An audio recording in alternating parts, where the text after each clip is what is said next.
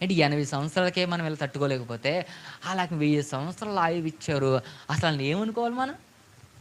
ఈ 80 ఏళ్ళు మనం బతకడానికే ఆ గొయ్యి అంటున్నాం, ఈ గొయ్యి అంటున్నాం, ఆ ఎత్తు అంటున్నాం, ఈ ఎత్తు అంటున్నాం, ఈ పళ్ళం అంటున్నాం, ఆ పళ్ళం అంటున్నాం, అక్కడ కట్టినాం, ఇక్కడ కట్టినాం. అంటే మనం బ్రతకడానికే ఇన్ని తొక్కుళ్ళు తొక్కితే వాళ్ళు 1000 సంవత్సరాల బతికారు ప్రియమైన.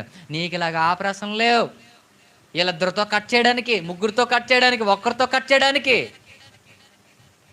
ఆ 1000 సంవత్సరాల్లో గుర్తుపెట్టుకోండి, వాళ్ళ బ్రతికినంత కాలం పిల్లలు పుడతానే ఉంటారు ప్రియమైన వాళ్ళారా. అంతమందిని పెంచాలి, అంతమందికి ఆహారం ఇవ్వాలి, అంతమందిని చూసుకోవాలి, అన్ని ఇళ్ళ కట్టాలి, పిల్లల్ని పోషించాలి, తిరగాలి, వాళ్ళన్నీ చూడాలి ప్రియమైన. వాళ్ళ 1000 సంవత్సరాలకే అలా బతికారు. కనీసం 80 సంవత్సరాలకు మనం ఏమంటున్నాం ఇద్దరు పిల్లలకే?